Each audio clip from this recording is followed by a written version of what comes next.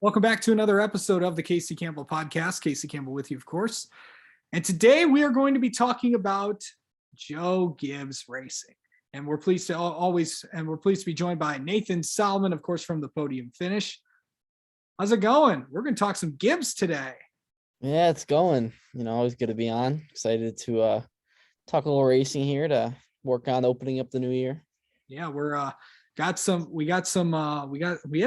before we get to the Gibbs stuff, we had a few announcements today, some crew chief changes. Noah Gregson's got a new crew chief. Luke Lamberg heads over there. And then Drew Blickensderfer, we now know where he is going. He'll be heading to Stuart Haas to reunite with Almirola. Yeah, I'm surprised about that a little bit, honestly, with Blickensderfer, but it'll probably be good for Almirola, though. I think those two will have a lot of success together. And then Almirola's former crew chief, Mike Bugaravich, is moving up into more of a leadership role with the organization. Yep. So, yeah, of course, that's definitely good there. And, of course, the remaining Stuart Haas crew chiefs will remain the same. Also, a lot of ARCA news, but we'll cover that later on in the week. For that. So, good stuff there.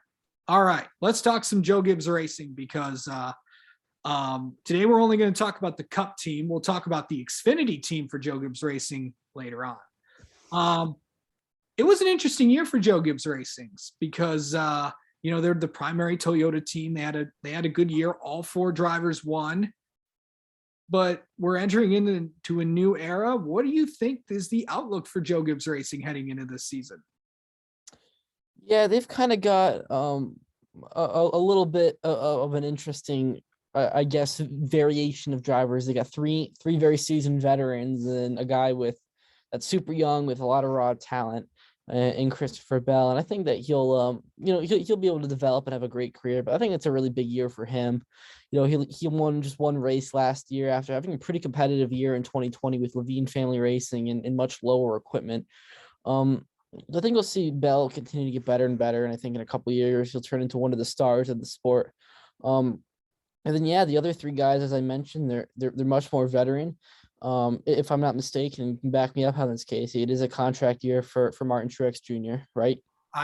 That's what it's looking like, but yeah, that's kind of the general consensus is.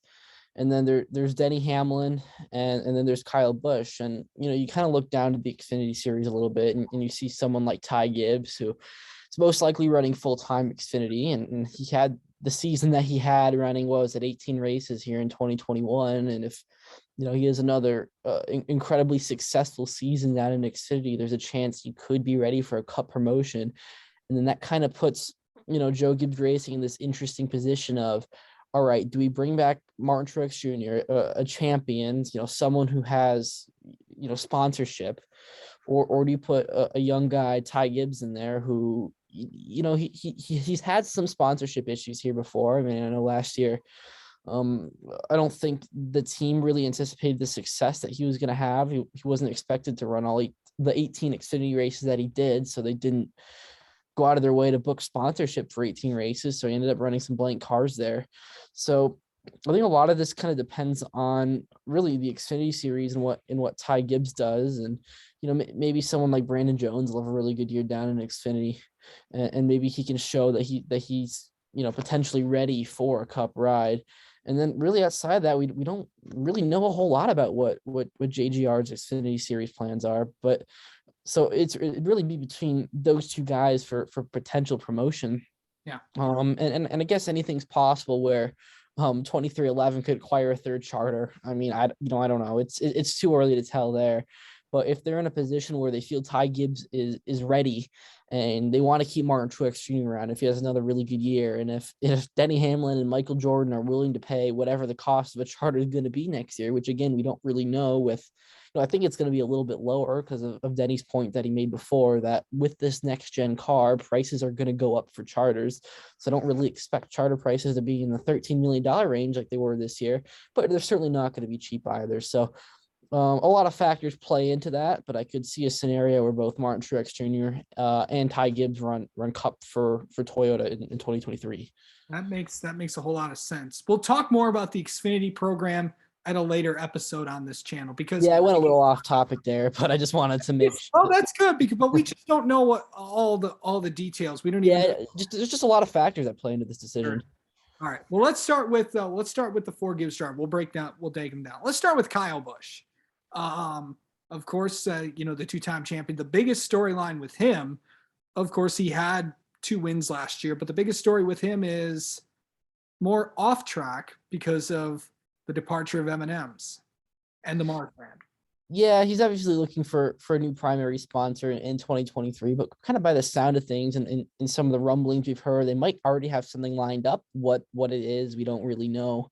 But it is kind of a big year for him. I mean, you kind of look at these last 2 seasons as a whole, really, ever since COVID in his 2019 championship, he's only won 3 times in 2 seasons in the Cup Series, which is a lot lower for Kyle Busch standards. I mean, it's not the 6-8 race win dominant seasons that we're kind of accustomed to for him.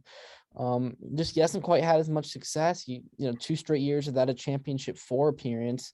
And with a new car, I think it's a really good opportunity for him to kind of get going back in the right direction. It wouldn't surprise me if we see a really good Kyle Busch season, like a 5-6 win season, him getting back into the championship 4 this year. Yeah, it seems like when Kyle gets in these kind of new cars, he's always had something to say, or if it's like a different car or a different package. How do you think Kyle Busch is going to really do in this next gen car? I think he'll succeed in it. I mean, these cars are supposedly a lot tougher to drive, and he has some of the most I guess gifted talent in the field, if you want to call it, just in terms of pure talent. I think that's a better way to phrase it. He doesn't always need to look at all the data and see what the data says. He's kind of a guy that can kind of just figure it out. I think when you look at some of these other older drivers, and nothing against someone like Jimmy Johnson, but when Jimmy Johnson was in NASCAR, I feel like he was more analytically geared, and that's okay. There's nothing wrong with that. That's his way, and that was him and Chad Knass's way of winning races. But you look at someone like Kyle Busch, he has more pure talent, and he can just kind of go out there and figure it out. Kind of similar to Kyle Larson in a sense. I know Kyle Busch likes to, he benefits a little bit more off of practice. And so I think that'll help him with practice and qualifying, returning in 2022. But I think he'll have a good year. I think he'll adapt to this car nicely. And usually when the cars are more difficult to drive, I mean, look at what he did in Xfinity, 2021. So the most, supposedly the most difficult cars to drive, he's 5 for 5. Yeah. So I'm expecting him to have a pretty good season. Yes, of course. With the crew chief lineup, all 4 crew chiefs will remain the same, along with the same 4 drivers. So, yeah, of course, Kyle Busch was with Ben Bayshore last year. I think, as you say, we'll have a good year. Well, let's transition from Kyle Busch, who did make the championship 4, to someone who did. Of course, I'm talking about Denny Hamlin, and Martin Truex Jr. did too, but we'll get to him in a minute. I just want to talk about Denny for a minute here. Let's another successful season. He may have not had the many wins, but I think this was his most consistent year because everyone thought like, oh, this is his first year owning or another race team. Maybe all the focus is going to be on that and not going to be on there. Maybe it was, but he was still running up front. He was still running consistent. And then he got some wins toward the end of the year, but still no championship to be held. And obviously Denny has said in the past, he said he doesn't need a championship. He would like one, but he doesn't need a championship to solidify his career in NASCAR. But overall, what are we looking at with Denny coming off of last year into this year? Yeah, Denny's not really someone I'm all too worried about. I mean, he's always, the last 5 years or so, he's always been a top 5 driver in the series. Obviously the win column didn't show it for him this past year, but that doesn't tell the whole story. I mean, he was the second best car all year, maybe the most consistent car all year. I mean, these last 2 seasons were maybe the best 2 seasons of his career. I mean, he won, I think it was 7 times in 2020. So you can tell he's definitely someone that benefited without having practice. So I'm interested to see how he'll adapt to that with practice and qualifying returning in 2022. I think that might hurt him, and then someone like Kyle Larson a little bit, just because they're better off just going out there and racing. But still, I'm not really too worried about him. I think he's gonna have another great year. I expect that he'll probably be in championship four again. I mean, he's been in the championship four now, what, 3 straight years, at least 3 straight years. So I'm not really too worried about him at all. I think he's gonna have a really great year. Yeah, for sure. When you look at where Martin Truex Jr. is in his career, as you said, we really don't know if it was a 1-year deal, a 2-year deal that he signed. But not in with this 19 team, we've seen good strides out of him, winning at tracks throughout the season. But this is a new car. What are we going to expect out of MTJ in 2022? Yeah, back when Martin Truex Jr. was rattling off all those wins between 2016 and 2018 with Furniture Row Racing, he kind of developed this nickname of Mile and a Half Martin. But when you look at last year, he won 4 times, and all 4 of those wins, I believe, were on 750 horsepower tracks. So those are some of the short tracks. Obviously, the horsepower configuration is going to look a little bit differently this year, and with the fact that Martin peaked, I guess, later in his career and is still really in the prime of his career right now. I think he's gonna have a pretty good season. I don't know how many times he's gonna win. I mean, I expect him to win a couple times and at least get into the round of 8. But I think that's almost a given with someone like him. He just has so much talent that it's hard to think of him out, not making it to at least the round of 8. Can he make it to the round of 4 or in the championship 4 again? I'm not sure. But again, if he's one of those guys that you can say he's a top 5 driver every year, and I think you can certainly argue that he was probably the 3rd best car in 2021 as a whole. So I think he'll have another pretty solid year. Again, I don't anticipate him to have like a 6-8 win season, but I could probably see him around 3 wins again and making the round of 8. Do you think he's a championship favorite? I think he's a championship favorite. I don't think he's the championship favorite. I mean, of course, the championship favorite, I think, has to be Kyle Larson right now. It wouldn't have even mattered if he won the championship this in 2021 or not. He's just so gifted as a driver that he probably has the most talent in the field. So I think Larson is, but you have to put Martin Truex Jr. up there. Okay, so we've talked about Kyle Busch, we talked about Hamlin, we've talked about Truex. Let's talk about Christopher Bell. This was a driver that won at the Daytona road course last year. Only got 1 win, which was his first career win. And he also won the Xfinity race in New Hampshire and almost won the Cup race there. This was a good year for the 22. Remember, he got a new crew chief last year in Adam Stevens. This is the 2nd year they're working together. How do you see that happening in 2022 with that team? Yeah, again, I think it's one of those things where I can maybe, I don't know how many races he's going to win. I think he'll probably win a race. I don't know if he'll win more than that, but I think just something that I'm looking for in that 20 team is just finding a little bit more consistency. That's really what hurt them this year. There was a lot of times where, they ran up front, they just weren't able to get the win, and that's just racing. But then they also had times where they just kind of missed it, and they're running 15th in a car that should be, a top 8, top 10 car in the field. So I think if they can find a little bit of consistency, that'll be a good thing for them. You look at some of these other younger drivers. I mean, they don't just rise to stardom overnight. It's an ongoing process here. You look at a couple of the Hendrick guys like Alex Bowman, William Byron. They certainly weren't turned Cup Series stars overnight. So it just takes time. This will be his third full time season in Cup. He's obviously looked better from his first season when he was in worst equipment. So just looking, I guess, at that exponential upward trend, if he continues to get better and better, then I think he's in a really good position where, come 2023, 2024, 2025, he's going to be one of the best drivers in the sport. So it's just such a learning curve now in Cup. The next gen car, I think it might help him out the most just to level up the playing field and some of the other younger drivers who are more inexperienced. But just look for him to kind of have an upward trend. I'm not sure if he's a round of 8 driver this year, but I think he's a guy who can run in the top 10 on a regular basis and maybe win a race or 2.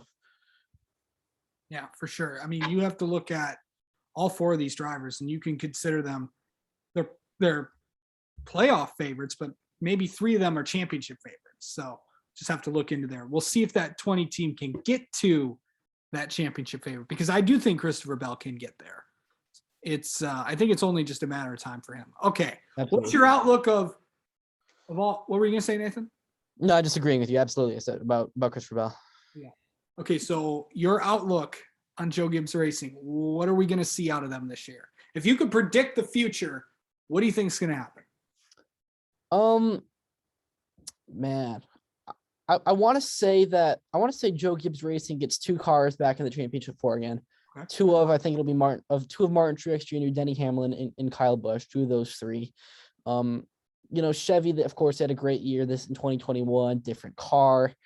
I'm not expecting them to be as dominant as they were last year. I think Toyota's always pretty consistent. It's kind of just Chevy and Ford that kind of juggle back and forth a little bit. So I think Ford's obviously gonna have a stronger year in 2022, and Chevy's gonna take a little bit of a step back. So I'm gonna go with 2 Toyota cars in the championship 4, and then 1 Chevy, 1 Ford. Yeah, for sure. It's definitely going to be an interesting year for Joe Gibbs Racing. Well, thank you for watching this video. If you haven't, if you like what you see, go ahead and hit that subscribe button. We're still stuck on 299. We'd love to get to 300 subscribers. Yeah, we do. Of course, the last podium finish episode came out Monday. What'd you guys talk about? Talked about the Atlanta testing going on right now. Xfinity trucks are on as we're recording today. Cup Series guys will be going Wednesday, Thursday. Talked about that. Talked about some of the silly season news kind of happening around Christmas time. Bailey Curry, Corey Heim, Jimmy Johnson doing some IMSA stuff, and then we had our first championship driver from 2021 on, which is Ben Rhodes. Always a good interview with Ben Rhodes. Got a chance to talk to him like a few days after he won the championship, and always a good interview. Anytime that anyone gets to talk to him, it's for sure. And I know you're working on some stuff as well. I know it is a busy time for all of us. We are back. The preview show will be back before you know it. And Nathan already thinks he's going to win the preview show standings championship for the season. Oh, it's a lock. It's such a lock. And I don't know. Ask Kerry Loomis. He thinks he's going to do it. So. No, he's wrong. I'm a lock. We'll have to see. The trash talking has begun. All right. We will talk to you in the next preview. We're going to do a lot of these because it's fun. Not sure what's next. Folks. Yeah, we'll see. We'll see him next. We'll see him soon too. All right. We'll see you. We'll see you guys next time.